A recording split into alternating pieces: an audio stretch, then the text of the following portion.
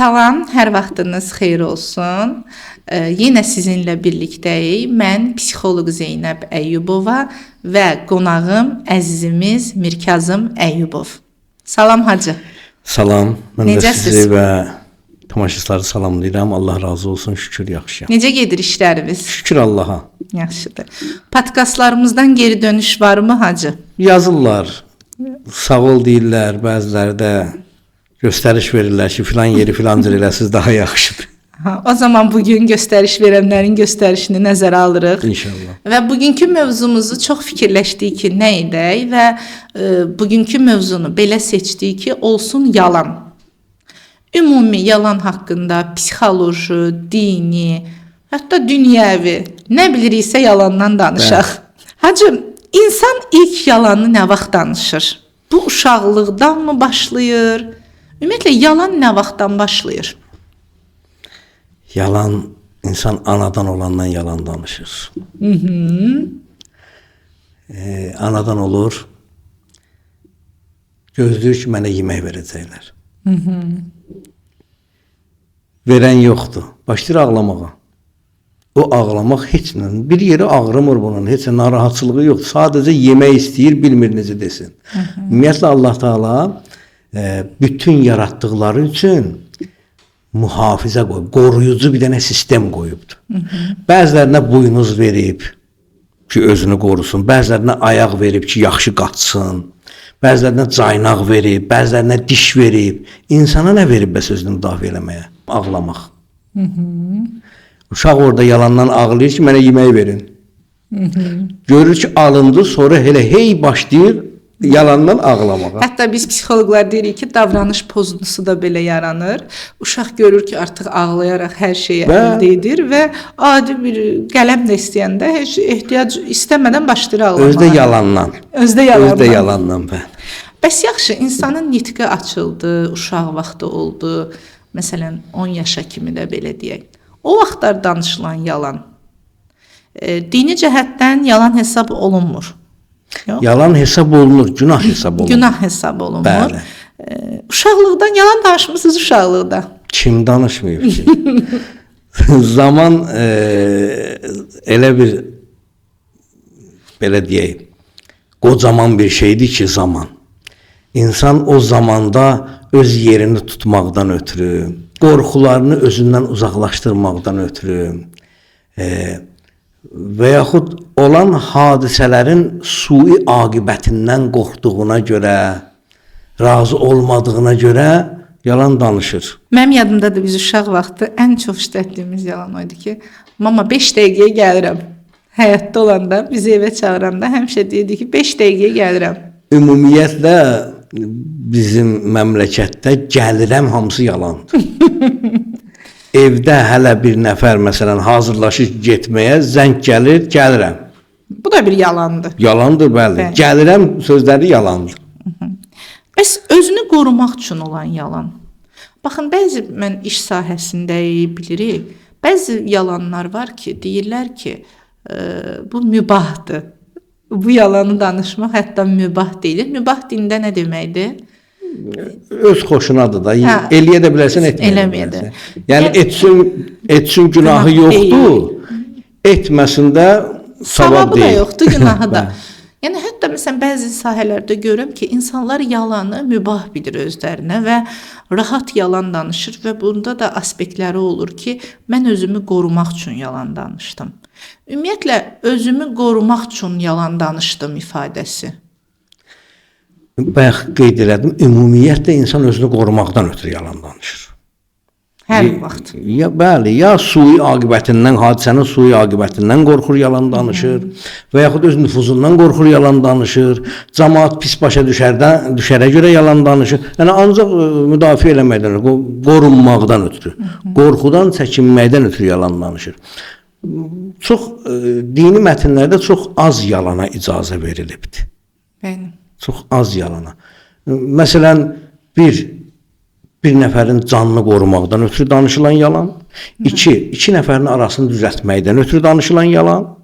Görürsən ki, məsələn, ərlə arvad küsüblər bir-birindən, Onları barışdırmaq üçün. Kişini görürsən, hə nə var, nə yox, necəsən, bacımgil necədir? Məsələn, eşitdim küsmüsüz, hardan bəs bacım danışır ki, ölürəm ondan ötürü, amma o deyir ki, küsmüşəm, küsüb məndən. Yəni, bu yalandır, amma xoş bir yalandır, barışdırmaqdan ötürü. Bir də döyüş taktikası olan yalan. Bəli. Vəssalam, bundan başqa yalan, hətta zarafata da yalana ki, insanı adət elətdirəcək. O zarafat ki, insanı yalan danışmağa adət elətdirəcək. Həmən yalana da icazə yoxdur hətta. Hətta uşağa da məsələn desin ki, məsələn qorxunc bir şey deyirsən, tutalım, məsələn krokodil gəlir. Hətta bu da yalandır və günahdır. Uşağı qorxutmaq. Bəli, uşağı qorxutmaq. Yəni orada ikili günahdır da. Bir yalan danışırsan, bir də uşaqda bir travma yaradırsan. Yəni ikili qorxutmadır. Ümumiyyətlə insan özünü qorumaqdan ötürü mübah olan yalan yoxdur. Dedim, mübah olan yalanlar, yəni icazəli yalanlar bu 3 dənədir. İndi ola bilər bunların aksesuarı olaraq bəzi şeyləri bunlara qoşmaq olar. Amma xəyanət edən kişilər də yalan danışır da evdə. İndi o bir dənə başqa mətnin mövzusudur. Onda olar. İnsan öz xanımına yalan danışa bilər ya yox. Onda Şəriət olar. deyir ki, bəli, insan öz xanımına yalan danışa bilər. Hamınız görün də əziz izləyicilər.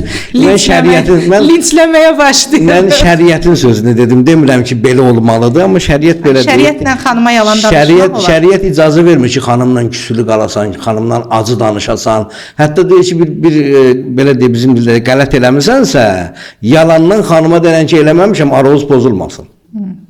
Yəni buradan belə başa düşdük ki, Mirkazım müəllim deyir ki, xanımlara yalan danışın. Yox, əvvəla öz xanımına dedim, yəni öz həyat yoldaşına elə yalan yox. Yəni o yalan ki, o doğru ki, sizi küstürəcək. Bəli, sizi küstürəcək. O zaman məsələn evə çox şey nifaq sala bilər də, hacı, onda hər şeydə yalan danışa bilər kişi. Və yaxşı, bu qadında da mı belədir? Qadında da mı o cürdür? Qadında mı yalan danışa bilər? Xeyr, qadın yalan danışa bilməz. Yalnız kişi yalan danışar. Çünki bilirsiniz, yox da evə söz söhbət düşməsin deyə. Bəli, qadın bağışlayır, amma unutmur. Kişi isə bağışlamır, amma unudur. Ona görə şəriət elə tərtib veribdir ki, bu xanımın evdən küstürmək olmaz. Xanımın ailədən küstürmək. O zaman sizdən belə bir yenə də alaq. Kişi öz xanımına yalan danışa bilər, xanım öz həyat yoldaşına yalan danışa bilməz. Xanım ümumiyyətlə yalan danışır. Çünki xanım çox əzəmətli bir dənə varlıqdır. Allah Təala xanımı çox fövqəladə yaradıb. Xanımlar da onu deyim ki, kişilərdən daha yaxşı yalan danışa bilirlər. Yəni statistika bunu göstərir ki, xanımlar daha yaxşı yalan danışa bilirlər, daha inandırıcı danışa bilirlər. Kişi nəyə görə tutulur? Çünki yalan danışa bilmir. Ona görə tutulur hər sözündən.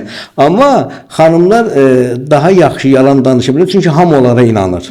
Cem Yılmazın bir şey ifadəsi var, master degree, yəni xanımlar yalan mütəxəssis. Allah qismət eləməsin. Xanımın yalan danışanı çox böyük nifaq yaradar. Amma ümumilikdə kişiyə icazə verilibdir öz xanımına, əlbəttə mehribançılığa görə, bu belə deyil ki, elə harda gəldi xanıma yalan danış, xəyanət elə yalan danış, nə bilim başını aldat, yox.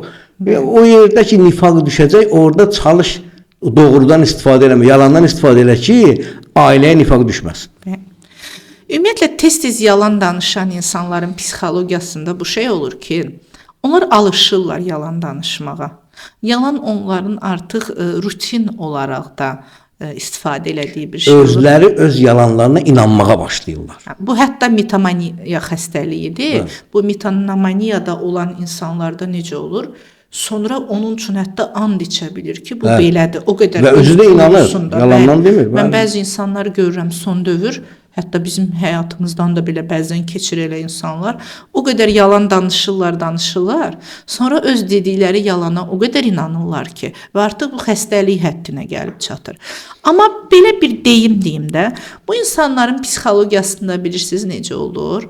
Artıq adət halı alır. Və bunun belə bir deyim var, müqəddəsatı olmur. Yəni insan hər şeydə sənə yalan danışa bilir.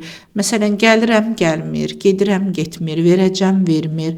Borc psixologiyasında bu daha çox olur. Məsələn, biri artıq məsələn son illərin nəzəriyyəsinə baxanda görürük ki, artıq borc vermə sistemi demək olar ki, heç kəsdə yoxdur. Niyə? Çünki o qədər borc verirlər və vaxtında ala bilmirlərsə, bu da bir yalanın bir qolu hesab olunur da, vədə xilaf çıxmaq. Yəni sən deyirsən məsələn bu gün verəcəm, bu gün vermirsən də, bu da bir növ yalandır. Və bu insanların psixologiyasında alışqanlıqla bərabər artıq insanların qarşısındakı insanın o zəkasını türklər deyir küçük sanır. Zəkasını artıq elə bilir ki, mən yalan danışıram və bu mənə inanır. Yəni bu da mı bir necə başa salım, bir bilikdir, savaddır, istedaddır mı? Yəni aldada bilmək, yalan danışa bilmək və qarşındakını inandırmaq. Bu da bir istedad hesab oluna bilər. Doğrusu istedaddır bu. Mən bayaqdan fikirləşdim bunun adını nə qoyacağam? Siz dediniz elə İstedad. doğrudan istedaddır. Yəni Bəli. başqasını aldada bilmək və vicdanı rahat oturub gözləmək bu Bəli. özü bir dənə istedaddır. Yəni hər adam bacarmaz bunu. Elə vicdan dediniz, belə bir şey yadıma düşdü. Yalan danışan insanın vicdanı zəifləyir. Keçən dəfə də vicdan barəsində bir söz demişdim. Elə alt yazılarda, şərhlərdə bu yazırdı ki, Quranın harasındadır? Bəli, Yadınıza bəli, mən gəlir. sizdə hələ demişdim, baxın. O Qiyamət surəsindədir. Allah Taala orada buyurur ki, la uqsimu bi yevmil qiyamə və la uqsimu bin nəfsil ləvvamə. And olsun qiyamətə, and olsun danlayan nəfs. Danlayan nəfs həmin vicdandır. Bəli. O vicdan insan yalan danışanda, insan kimisə aldadanda, insan kimisə xətrinə dəyəndə, insan özünün hətta doğru yer, doğru düzgün aparmayanda o vicdan başlayır insanı danlamağa. Əgər bir müddət o vicdanın sözünə baxmadın, yenə yalan danışdın. Yenə kiminsə xətrinə dəydin. Yenə öz məsələn o forma ki vardı, onu saxlamadın. Vicdan bir müddətdən sonra çevrilir, olur nəfsi mühəssənə. Nəfsi ləvvamə idi axı, danlayan nəfsidir. O çevrilir, olur nəfsi mühəssənə. Olur tərifləyən nəfs. Yəni vicdan çönür. Bu günə qədər sənə deyirdi, niyə elədin? İndisə sənə deyir, əcəb elədin. Elə. Bəli. Vicdan çevrilir. Daha danlamaq adı onun üstündən götürülür, danlama formatı onun üstündən götürülür. Ondan sonra bu insan üçün yalan olur adi bir şey. Nəinki adi bir şey, hətta vicdan tərifləyir, əcəb elədin, yaxşı elədin. Elə buna bu da azdır. Vicdanlı adamlar daha çox tək olur və ya ətrafında az adam olur. Ümumiyyətlə yaxşı adamların ətrafında az adam olur da. Yəni bunu tarixdən də görürük. Ümumiyyətlə haqqın dalıcı az adam olur. Daha doğrusu haqqın dalıcı adam az olur. Mən buradan bəlkə baxırsa xanım xatırlayacaq. Bir psixoloq var idi. Bir gün mənə dedi ki, Zeynəb xanım, belə getsə siz bir neçə ilə tək qalacaqsınız. Ətrafınızda çox az adam olacaq. Soruşdum filankəs xanım, niyə? Dedi, siz insan psixologiyasını bilirsiniz. İnsan idarə etmədən seminarlar verirsiniz. Amma öz həyatınıza gələndə onu tətbiq etmirsiniz. Dedim, necə? Dedi, siz insanlara hər şeyin düzünü bir məsləhət görürsünüz və öz düz bildiyiniz haqqı nəzərə alaraq. Amma mən insanlar məndən nə eşitmək istəyirsə, onlara onu deyirəm. Bu səhvdir, düzdür, halaldır, haramdır, haqdır, nahaqdır və mənə elə gəlir ki, mənim ətrafımda ona görə məni sevən insanlar çoxdur ki, mən o insanların istədiyini deyirəm. Hacı, insanların istədiyini demirik, düz bildiyimizi deyirik. Xüsusən bu dindar kəsimə daha çox aiddir də, yəni müəyyən yerlərdən təcrid olunursunuz, müəyyən yerlərə getmirsiniz. Yaxşı, belə gedişlə tək qalacaq. Belə deyim, bəlkə də müalicə metodikasında ola bilər ki, o insanların istədiyi sözü deyəsən onlara. Məsələn, panik atak olanlara və ya bu cür xəstəliklərdə, stres xəstələrinə ola bilər ki, insan onlara onların istədiyi sözü desin. Əlbəttə orada da yalan desin deyil, ha. Onların istədiyi doğru sözlər də var da, onları desin. Bu ola bilər ki, hardasa təsir qoysun. Amma belə deyək, doğrunu deməyib insanların istədiyini deməklə ətrafa adam toplamaq olmaz. Lazım deyil ki, mənim ətrafımda çox adam olsun. Mənə lazımdır ki, mənim ətrafımda düz adam olsun. 3 olsun, 5 olsun. Bir nəfər də ola bilər, amma düz adam olsun. O zaman ətrafımızda çox adam yoxdur deyə heyfslənmirik. Ümumiyyətlə, belə deyək, İslamın bizə aşıladığı şey, insanlardan intizarını kəs. Maksimum insanların köməyinə, imdadına yetiş. Onlar hətta intizarında olmasalar belə onların dadına yetiş. Özün isə maksimum insanlardan intizarını çək. Bunu biz psixologiyada da deyirik ki, bəklentinin kəsilməsi, münasibətlərin yaxşı olmasını istəyirsinizsə, gözlənti. Əgər intizarın varsa, biz gözlənti deyirik.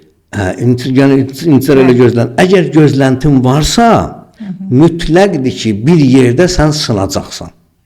O sənin gözləntini eləməyəcək. Nəticədə sən ondan uman yerdən küsəllərdə, sən ondan küsəcəksən.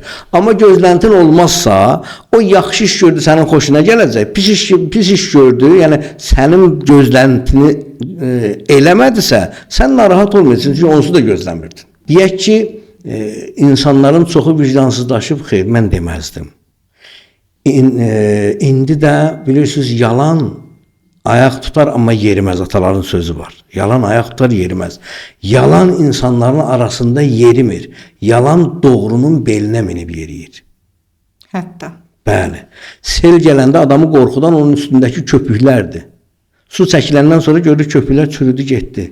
Qurudu, getdi. İndinin indisində də borc verənlər var. Niyə verirlər? Çünki hələ də borcu qaytaranlar var. Bir müddətdən sonra olmayacaq. O da olmuyor. Bəli, hələ də var deyə yalan da baxın bu varın üstünə minib, belinə minib gedir. Odur ki, deməyək ki, ətraf hamısı vicdansızdır, təkcə. Yox, biz hamımız eyni vaxtda pozuluruq. İnsanların vicdanları nə qədər pozulubsa, məndə də belədir, sizdə də belədir, hamısında belədir. Sadəcə bəziləri mühafizəkarlar biraz çox qoruyurlar. Hələ məsələn, cəmaat gələn ilin vicdan pozuntusundadır. Mən hələ keçən ilin vicdan pozuntusundayım, belə deyək. Amma ümumilikdə əgər insanlar pisləşməyə başlayıbsa, bu çox pis tendensiyadır və hamını əhatə edəcək. Gəldik dinə. Din isə, bayaq dediyiniz kimi, din insanların adətdən çıxarılan hissəsinə deyilir. Adətlə ibadətin arasında bir dənə nöqtə fərqi var. İbadətdə bir dənə B hərfi artıqdır. Ərəbcə yazılanda adətlə ibadət eyni cür yazılır. Sadəcə altına bir dənə nöqtə qoyulanda olur ibadət. Bir nöqtə fərqi ilə. İslam, din ümumiyyətlə insanı adətindən çıxarır. Mənim adətim sübh vaxtı yatmaq idi, ən şirin vaxtı. İslam gəldi, o adətdən məni çıxardı. Dedi, yox, 2 rəkət durub namaz qılmalısan. Biz insanların adət elədiyi şeylərlə yaşamırıq. Biz insanların o pis adətdən uzaq düşməsinə, uzaqlaşmasına tərəf getməyin tərəfdarıyıq. Əslində biz psixoloqlarda deyirik ki, xoşbəxtliyin bir sirri var. Əzbərivi dəyiş. Dəyiş, bəli. Əzbərivi dəyiş. Bəli. Adətdən çıx. Bəli, və adətən də əzbərini dəyişmək dünyadakı ən çətin işdir. O bəzi psixoloqlar düz deyir, reklam verirlər ki, gəlin 4 saata sizin həyatınızı elə şey yoxdur. Metodu tapılmayıb da əslində çətin alışdığımız dil var. İnsan psixologiyasında, insanda, siz psixologsunuz, mən psixologiyasında danışdım. Bəli, buyurun. Ümumiyyətlə, insan psixologiyasında bilmirəm, bacarmıram, çətindir. Yoxdur. Amma insan hər şeyi bacarır, hər bir şeyi. Amma biz uşaqlıqdan əzbərlədiyimiz, bizə əzbərlədilən, yaşadığımız bir əzbər var. Məsələn, bəzi insanlar... Sadəcə metodikasını tapmaq lazımdır. Bir dənə keşiş birinə dedi ki, sən niyə içki içirsən, içkini tərk et. Dedi, tərk edə bilmirəm, axı çox çətindir. Dedi, yox, əslində baxsan, əl açmaq qədər, yəni insanın əlini açmaq qədər asandır. Sadəcə sən istəmirsən onu. Dedi, necə? Dedi, badəni tutmusan əlində, içində də içki var. Əlini açsın, düşəcək o yerə. Bəli.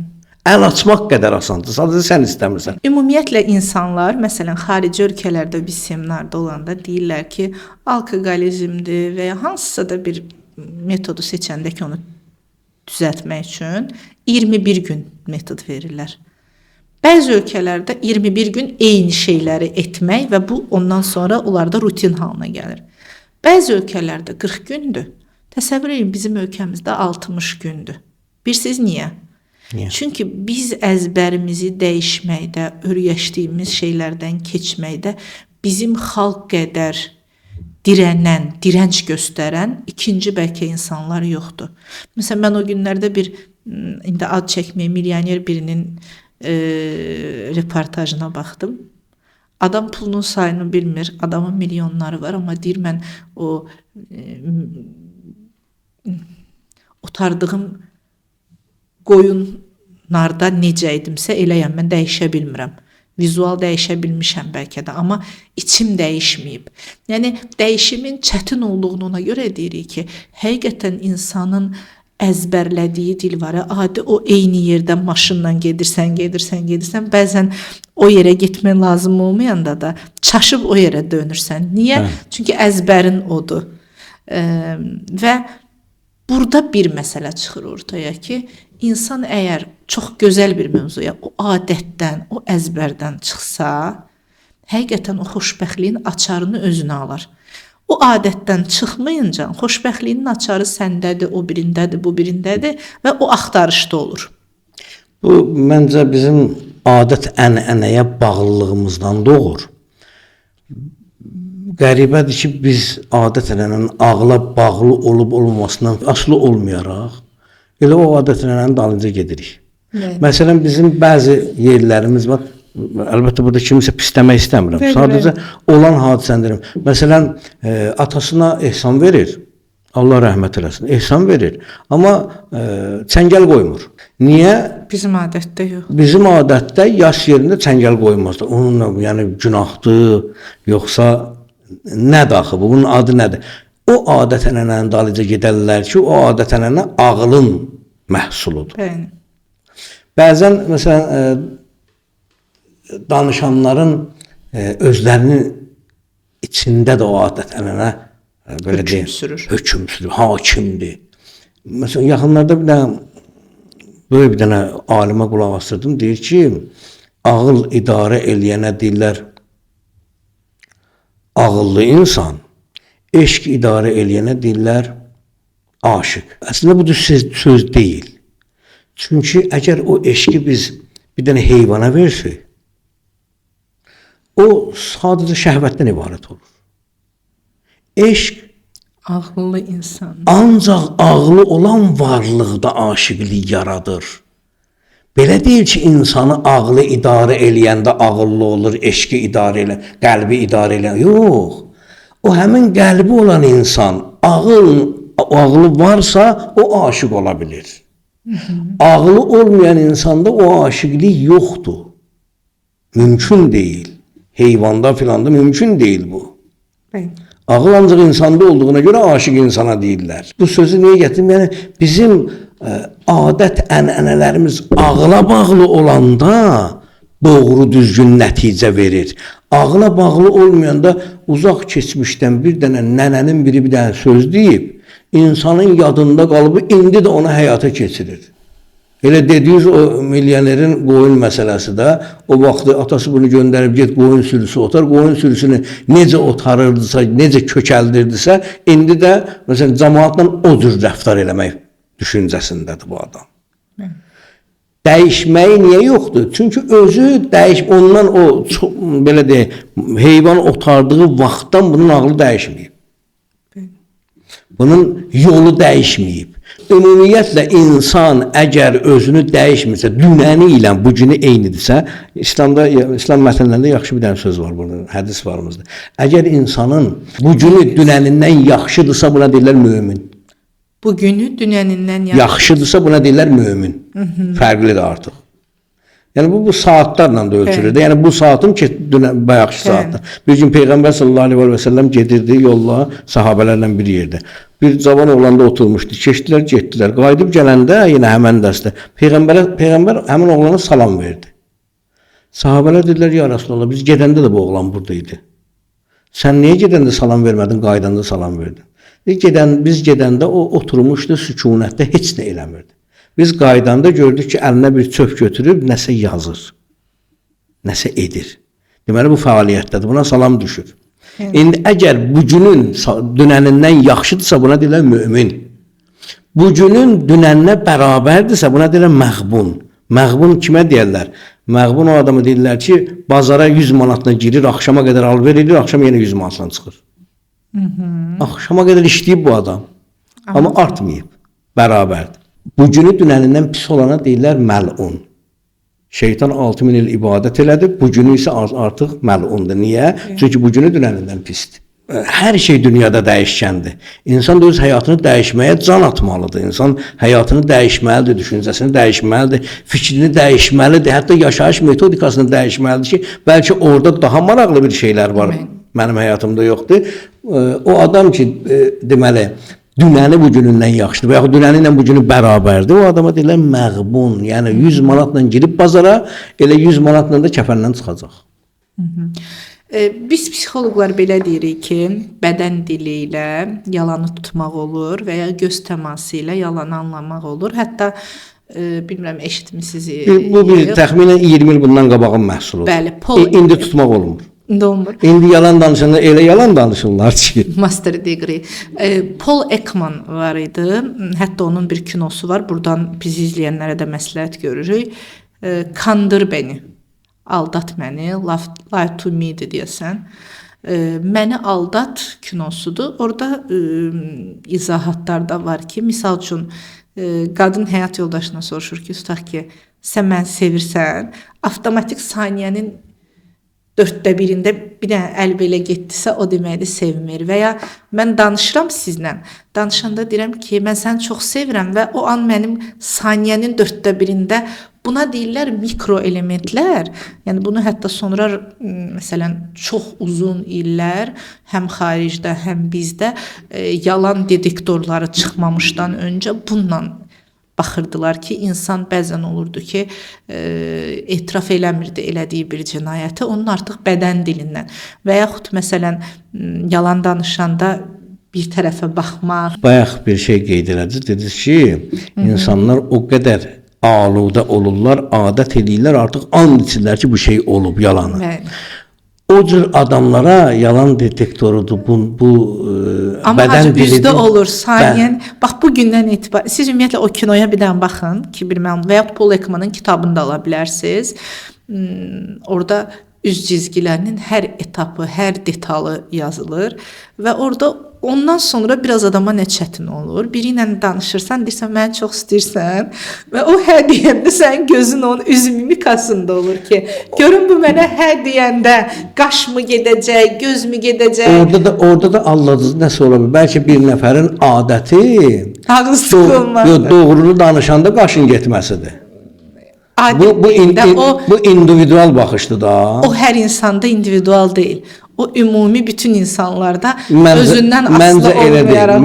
Məncə yoxlayaq da bugündən bir siz də ona baxın. Məncə individual olmalı. Bir də göz təması ilə yalanlarda amma artıq fərq olmur. Məsələn, əvvəllər insanlar yalan danışanda insanın gözünün içinə baxa bilmirdi. Amma bu göz təması ilə olan yalan artıq həm bu siz dediyiniz kimidir. İnsanlar insanın gözünün içinə baxa-baxa yalan danışa bilir və hətta yalanı o həddə danışır ki, qarşı tərəf onu başa düşmür. Və illər sonra analiz edəndə deyir, mən buna baxmamışdım, buna fikir verməmişdim, amma əslində bu belə idi. Amma əslində elə deyil. Sən həqiqətən onun yalan toruna düşmüşdün və sən onun yalanında tuta bilmirdin ki, o yalan danışır. Bilirsiniz, yalan danışında insanın bədəni həyəcanlanır, insan hətta ürək döyüntüləri çoxalır. Siz təsəvvür edin, indi o yalan detektoru ki var, onda insanlar öz həyəcanlarını da gizlədə bilirlər. Ürək döyüntüləri də gizlənir. Detektor bilmir, tuta bilmir ki, bu yalan danışır. Bu yalan danışır, yalana adət eləmiş insanlarda da belədir.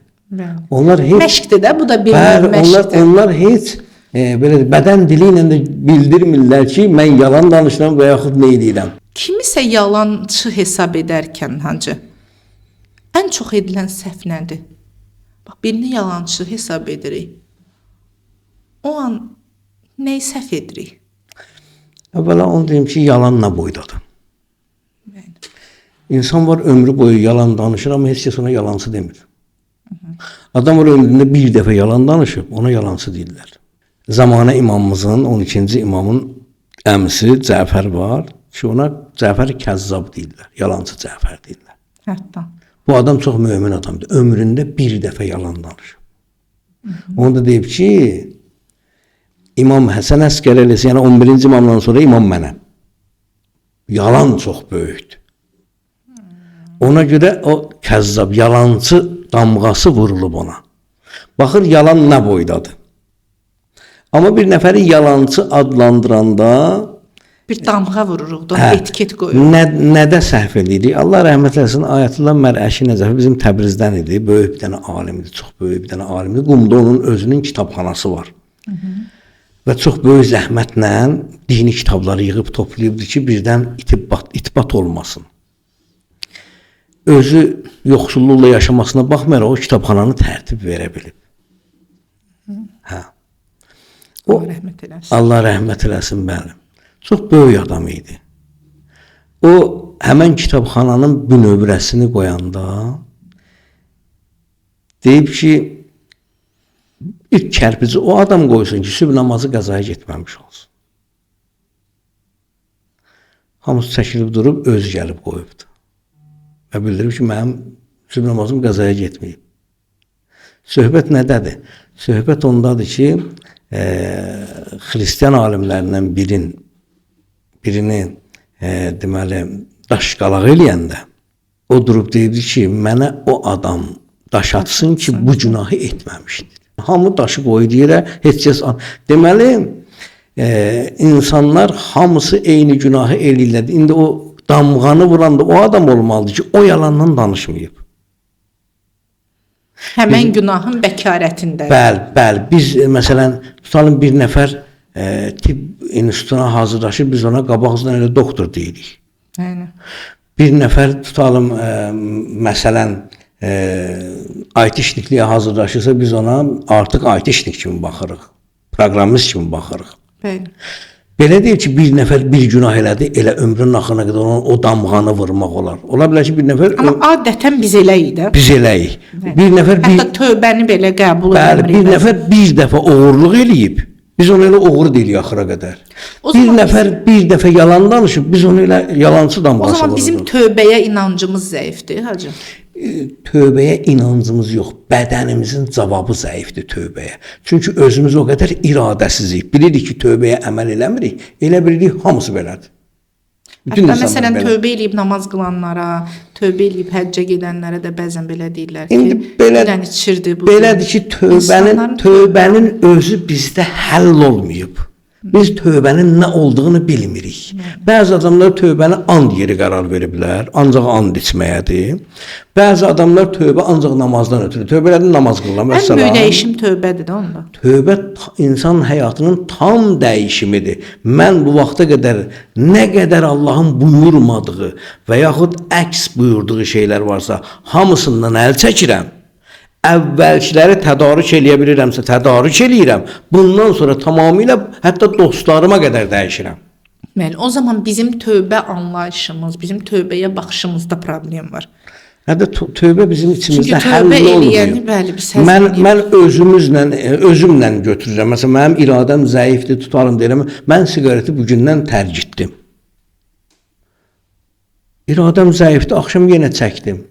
Bir nəfər deyəndə ki, mən siqareti tərk etdim, biz ona inanmırıq, deyir, 5 günlükdür. Deyir də. 5 günlükdür, bəli. Niyə? Çünki mənim öz iradəm zəifdir. Mən dönə bilmirəm, mən tövbə eləyə bilmirəm deyə hamısını da özüm kimi götürürəm.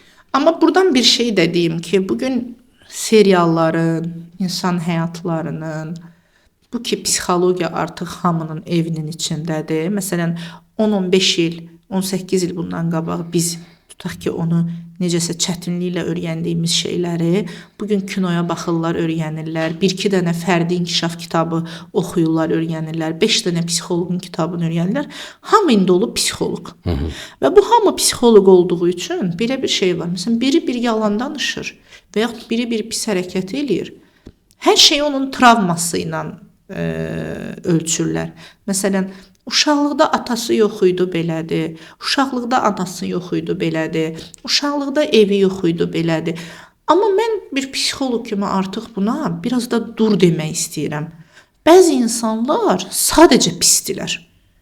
Yəni bunu travma ilə, keçmişlə əlaqələndirmək olmaz. Əgər biz bu gün o fərdi inkişaf kitablarını oxuyuruqsa, oradan nəsə əldə ediriksə, biz bilməliyik. Bizim seçim yolumuz var. Ya bu travmamıza Türklər demiş kapılıb biz pis adam olacağıq, mənə eləyiblər, mən də edim. Və yaxud biz travmamızdan yaxşı bir ilhamlanıb, yaxşı bir adam olub. Necə ki, məsələn, əyyaş bir atanın 2 oğlu olur, biri əyyaş olur, biri isə bir dispanserin müdürü olur ki, əyyaşları orada xilas eləyir. Yəni, götürümdən çox şey asılıdır. Travmanın bizdə qoyduğu təsirdən biz nə cür istifadə eləyəcəyik ondan asılıdır.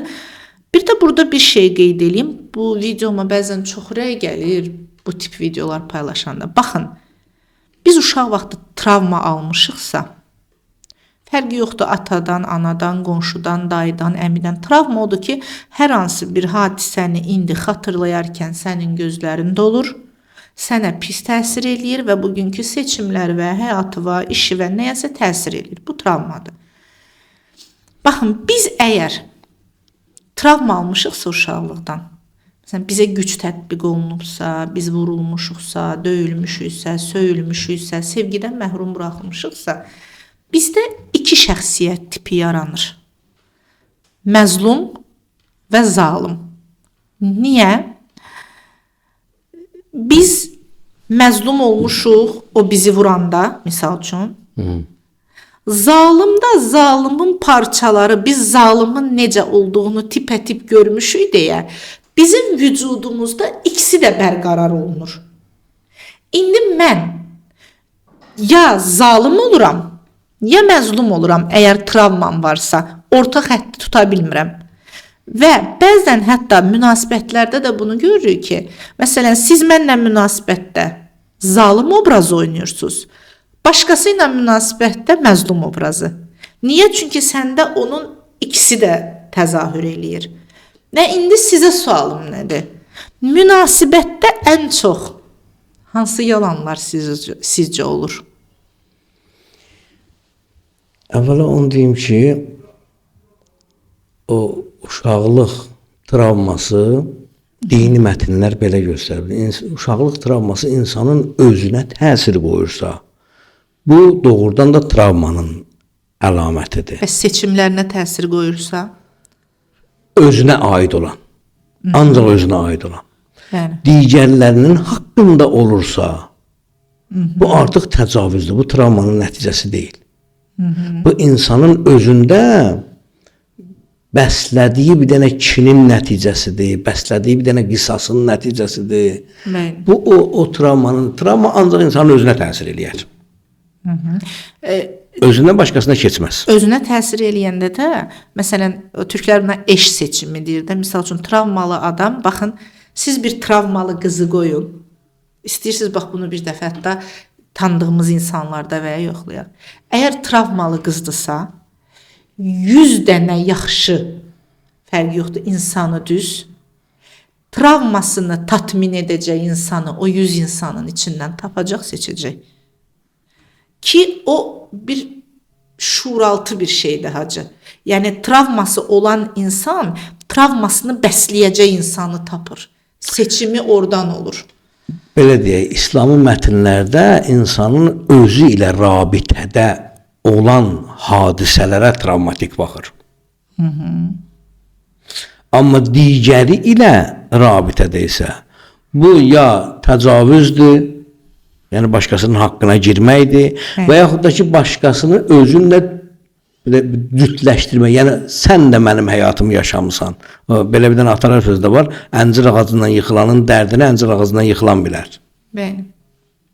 Bu cür ola bilər. Bəli. Amma digərlə rabitədə bu belə deyək, travmanın təsiri olaraq ona zalim və yaxud məzlum ola bilməz. İçində olar. Başqası ilə münasibətdə olmaz. İndi sualınız bu oldu ki, münasibətlərdə Ən çox hansı yalanlar ən çox hansı yalanlar nə yer tutur? istifadə olunur? Ən çox hansı? Əvvəla onu deyim ki, adətən insan itirmək istəmədiyi insana yalan danışır. Ki mənim doğrumun aqibəti mənim bunun itirməyimə səbəb olacaq. İtirmə qorxusu. İtirmə qorxusu. İlk yerdə mənə elə gəlir ki, bu durur. Sonra isə insanın həyatda uğursuzluqları, məsələn, borc alıb qaytara bilmir, söz verib vədə xilaf çıxır. Bu kimi şeylər daha qabarıq olur, daha çox olur həyatda. Bayaqki sözümə qayıdıram. Yerində insan əgər bəkləntisini, gözləntisini insanlardan çəkərsə, bu bir nəfərə aiddir. Hamısı əgər belə olarsa ki, mümkün deyil, çəkərsə, mən elə bilirəm bu yalanların 90% aradan gedər. Sadəcə bunlar gözləntilərin nəticəsidir. Mən yenə də deyirəm, bu yalanları danışanlar pis adamlar deyirlər. Sadəcə, belə deyim, Variant tapmırlar. bəli, özlərini mühafizə eləməkdən ötürü, qarşı tərəfi incitməməkdən ötürü, qarşı tərəfi belə deyim, yanında məğlub olmamaqdan ötürü, onu itirməməkdən ötürü bu yola əl atırlar. Şirin yalanlar da var münasibətlərdə. Məsələn, mən səni sevirəm, mən səni tanıyandan sonra daha yaxşı olmuşam və ya mən hamıdan çox səni sevirəm. Yəni, bu şirin yalanların problemi yoxdur da, yəqin. Xristianlıqda belə bir dənə söz var. Bu, xristianın öz dili ilə deyim, rus dilində deyil, takimi slovami ne brosаются просто так. Aha. Sadə olaraq bu sözləri elə belə havaya atmırlar. Bu sözlər müqəddəs sözlərdir. Bu sözləri yalanın demək olmaz. Demək olmur. Olmur. Mən səni çox istəyirəm, mən səni çox sevirəm, yalandan demək olmur. O adam deyə bilir ki, bayaq dediniz, o vərdiş eləyib, adət eləyib yalan danışmağa. O adam öz içindən yox, sanki bir yerdən oxuyurmuş kimi onlar istifadə edə bilir. Yoxsa belə bir insan mərhəmətli gözlə baxıb, belə deyim, aşiq gözü ilə baxıb, mən səni sevirəm, necə yalandan deyə bilər? Mən səni çox istəyirəm, necə yalandan deyə bilər? Güvən itəndə onu bərpa eləmək mümkündür. Çox çətin. Bərpa eləmək mümkündür. Mümkünsüz deyil. Amma çox çətin. O qədər əvvəlki haldan daha irəli getməlisən ki, əvvəl hardaydınsa güvən itməmiş. O qədər ondan irəli getməlisən ki, artıq cəmaatın sənə o güvəni bərpa olmadı, yeni bir güvən yarandı, aurası yaransın. Amma adətən güvənimizi sarsıdan insanlar bunun üçün çabalamırlar. Bəli, çünki o adam ki, o güvənini itirir sənə qarşı, o səni önəmsəmir ki, yenidən güvən qazanmaq istəsin. Bəli. O zaten itirmək istəyir, elə itirir. Özünü aldatmaq psixoloji müdafiə metodudur məncə. İnsan özünü aldadır. Ümumiyyətlə yalan elə özünü aldatmaqdır. Bir nəfər gedir, belə deyək, misalı özüm çəkirəm. Bir nəfər gedir, bazara alça alır. İndi alçanın vaxtıdır. Bazara alça alır. Qardaş, bu neçəyə dedir, kilosu 10 manata. 10 manat verirsən, gəlib baxırsan, görürsən ki, 800 qramdır. 200 qram aldadıb. Bəli. Görəsən, məni mi aldadı bu? Yox, özünü aldadıb. Deməli, bu adamın imanının qiyməti, əxlaqi dəyərlərinin qiyməti 2 manatdır. Bu əslində özünü aldadı. Yoxsa o 2 manatlıq alçı ilə, o çox olsaydı 5 dənə. 5 dənə artıq yiyəcəkdim və yaxud indi 5 dənə əksi yiyirəm. O öz imanını ortaya qoyub. İnsan yalan danışanda həmişə özünü aldadır. Bəzən onun yanında yer tutmaq istəyirsən, yer almaq istəyirsən. Bəzən isə öz yanında yer almaq istəyirsən. Belə bir deyimlər var, görmüsünüz. Nə üçün uğraşırsansa o boydasan. O boydasan, bəli. Dində yalanla bağlı sırf İslam ədəbiyyatında yalanla bağlı ən sərt xəbərdarlıq hansıdır? Ən sərt xəbər, bütün günahlar yığılıb bir dənə qapıya, bir dənə otağa, bütün günahlar. Onun içində zina da var, onun içində adam öldürmək də var. Allaha şərik qoşmaq da var. Hamısı var. Bütün böyük günahlar, çünki yalan böyük günahlardan biridir, birincisidir. Evet. Bütün günahlar yığılıb birdən otağa, onun açarı yalandır. Yəni bütün günahların hamısından böyüyü yalandır. Buradan yalan danışan insanlara, özlərindən asılı olmayaraq yalan danışan insanlara belə bir təlim kimi verə bilərik ki, hər gün yazsınlar ki, bir, yalanı danışma səbəbləri. Hər gün yazsınlar, mən niyə yalan danışıram? 2, bu yalanı danışdığım üçün nə əldə edirəm? Bunu yazandan sonra müqayisə etmək olar, nə üçün, nəyi, niyə edirsən və özünə bir baxış baxa bilər. Abrını dəyərləndirsin. Abr, həya ki var, ismət ki var, onu dəyərləndirsin. Mənim abr, həyam, mənim üzümün suyu bu yalanla gedəcəksə, dəyərmi mən bu yalanı edim, bu yalanı danışım və abrım aradan getsin? Eynən. Və bəzən də deyirik ki, insan pis olduğu üçün yox, qorxduğu üçün yalan danışır. Həmişə elə deyir. Hə. Pis insan, ümumiyyətlə pis insan var. Nisbidir. Xisləti pis insan. Nisbidir. Ruhu pis insan olur. Bizim dini mətnlərimizdə deyilir ki, 4 mühit insanı tərbiyə edir. Ailə mühiti 1, Bəli. vərəsəlik 2, məktəb mühiti, iş mühiti. Bəli. İş Və mühiti buradan da biz psixoloq olaraq deyirik ki, həyatınızı qurarkən həyat yoldaşınızı, işinizi, ətrafınızı və özünüzə zaman ayırmağı və bu 4 şey də sizi xoşbəxt edər. Əgər düzgün həyat yoldaşı seçsəz, qalan şeyləriniz uğursuz olsa, yenə də xoşbəxt ola biləcəksiniz. Düzgün iş seçsəz, qalan şeyləriniz pis olsa, bu sizi biraz motive edəcək. Düzgün dostlar, ətraf seçsəz, yəni seçimlərimizdən də çox şey asılıdır da hacı. Bilirsiniz, bir dənə söz deyim, psixoloqlar xoşbəxtlikdən çox danışırlar. Bir yerdən, bu bir dənə belə deyək də, biz Fenomen olur belə. Rozetka deyirik də. Bir vilkanı rozetkaya salmaq deyil ki, xoşbəxtlik. Saldım məsələn, ömrümün axırına qədər xoşbəxt. Bunlar ani yaşantılardır, xoşbəxtliklər. Bəli.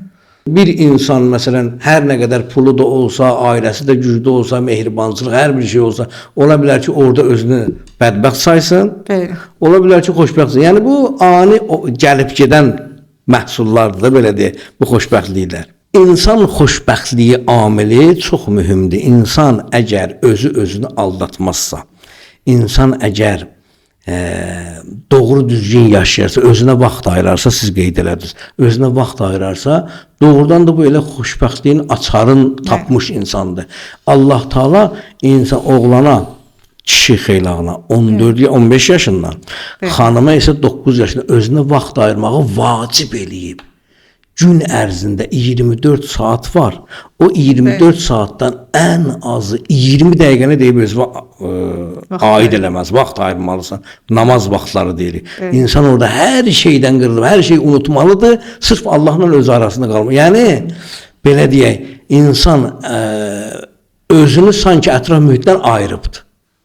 Bunu Allah Taala yenə deyirəm, vurğulayıram, qeyd eləyirəm ki, kişi xeylağına 15, xanımlara isə 9 yaşından vacib eləyib hər gün ən azı 20 dəqiqə özünə vaxt ayırmalıdır. Və bu səadətin açarından biri və birincisidir. İnsan özünü aldatmasın. Mən Allaha dua eləyirəm. Mən hər axşam yatanda son vidalaşdığım Allah, səhər duranda ilk salamlaşdığım bu əlbəttə ki, belə də olmaz. İnsandır da, insanın forması budur. Bu belə deyil. Allah məndən nə istəyibsə, o cür mən ona bəndə olmalıyam.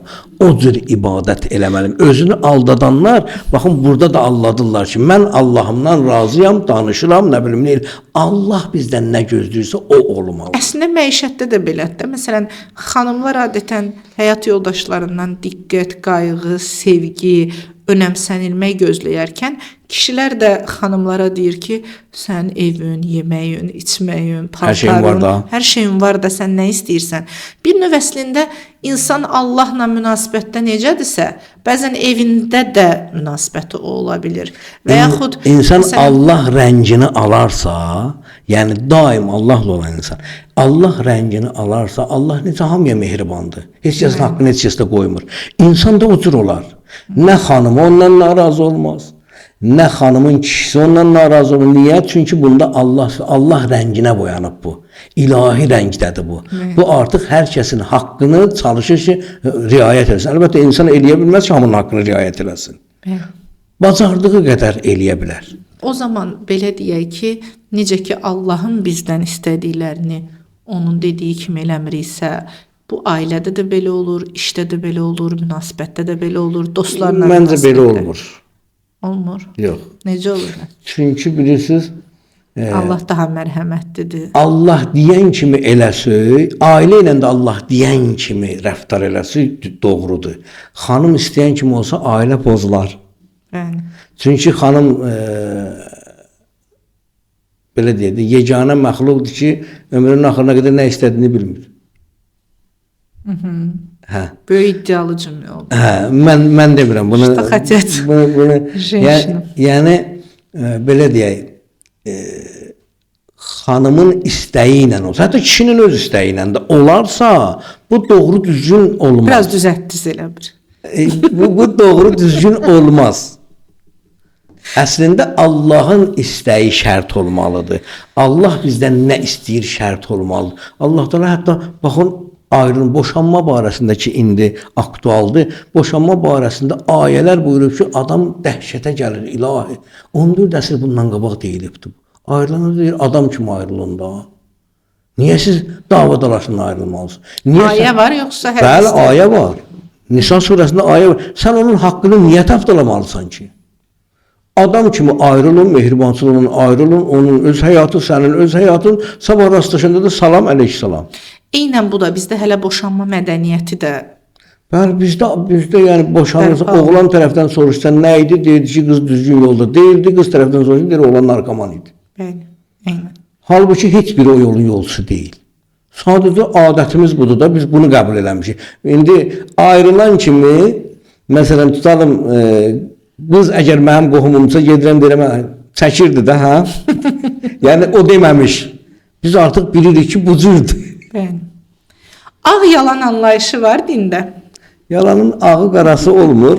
Bizim O ağ yalan yəni o bizim daha gözəl şişirdilmiş. bizim gözəl bir dənə sözümüz var. Deyir ki, ilanın ağına da lənət, qarasına. Elə yalanın da ağına da lənət, qarasına.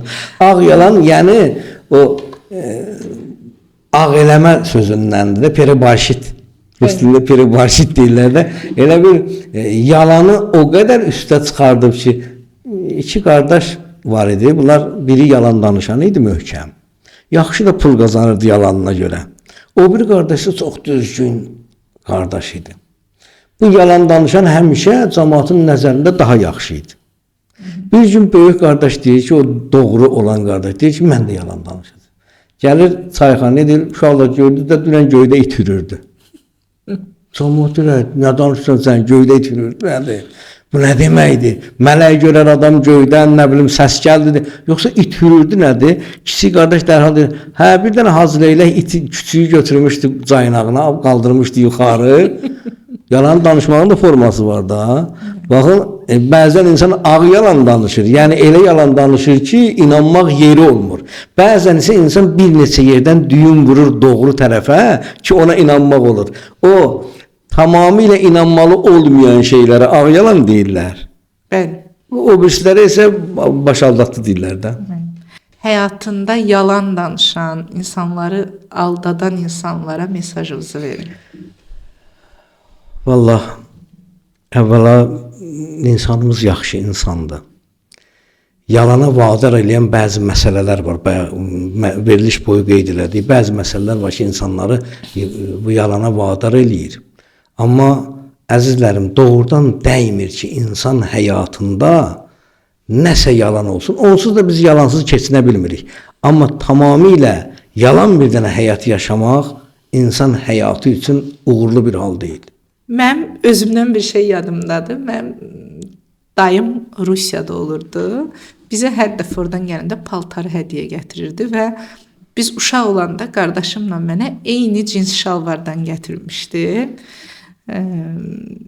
Və biz təsadüf məsələn mən düşürdüm, qardaşım düşürdü ayrı-ayrı vaxtda. Bizim bir qonşumuz var idi. 201-ci.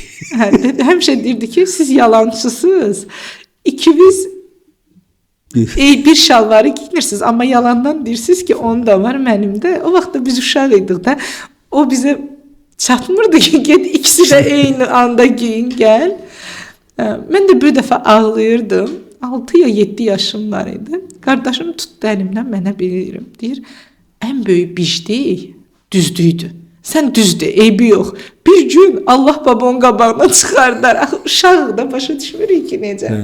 Və təsadüfdən biz bir gün qonaq gedəndə, yenə də öz ağlımıza gəlmir. İkimiz də o cinsi giyinmişik və biz gedəndə həmin oğlan bizim qonşumuz gəldi. Benim, bu şalvardan sizdə 2 dənə imiş. Mən inanmırdım.